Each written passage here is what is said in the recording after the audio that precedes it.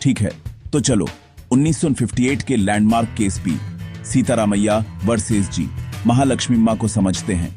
अगर आप law student हो तो आपको पता होगा कि लॉ ऑफ टॉर्ट एक भूल भुलैया जैसा लग सकता है, लेकिन ऐसे केसेस इसे और क्लियर कर देते हैं। तो क्या हुआ था? पहले फैक्ट्स। सीतारामैया और महालक्ष्मी मां पड़ोसी थे। उनकी घरों के बीच एक कॉमन दीवार थी। एक दिन सीतारामैया ने अपने घर का हिस्सा, जिसमें वह कॉमन दीवार भी शामिल थी, गिराने का फैसला किया ताकि कुछ नया बना सके। लेकिन उसने महालक्ष्मी मां को इन्फॉर्म नहीं किया। और गैस करो क्या हुआ?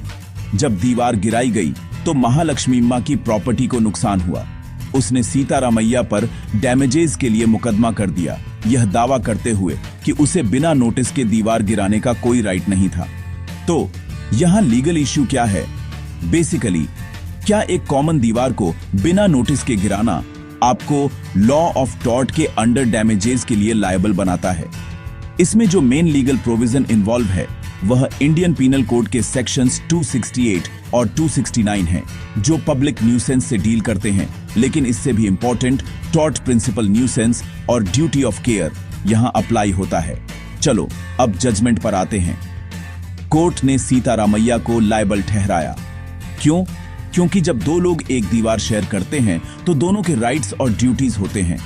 अगर कोई बदलाव करना चाहता है तो उसे दूसरे को रीजनेबल नोटिस देना होगा।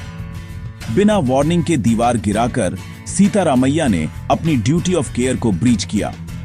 महालक्ष्मी मां की प्रॉपर्टी को हुआ नुकसान सीधा उसी का रिजल्ट था, इसीलिए वह जिम्मेदार था। इसका प्रिंसिपल क्या है?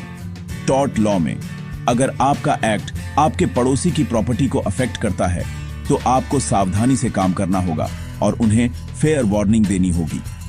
अगर आप ऐसा नहीं करते तो आपको हुए किसी भी नुकसान के लिए आप लायबल होंगे, भले ही आपका इरादा न हो। शॉर्ट में पी सीतारामैया बनाम जी महालक्ष्मी मां न्यूसेंस और ड्यूटी ऑफ केयर का परफेक्ट एग्जाम्पल है। याद रखो, ग्रेट प्रॉपर्टी के साथ ग्रेट रेस्पॉन्सिबिलिटी भी आती है। इस केस के लिए बस इतना ही, सिंपल, डायरेक्ट और आपके एग्जाम्स के लिए सुपर रेलेवेंट। अगर आपको यह हेल्पफुल लगा तो लाइक करना और ऐसे और क्विक लॉ ब्रेकडाउन के लिए सब्सक्राइब करना मत भूल।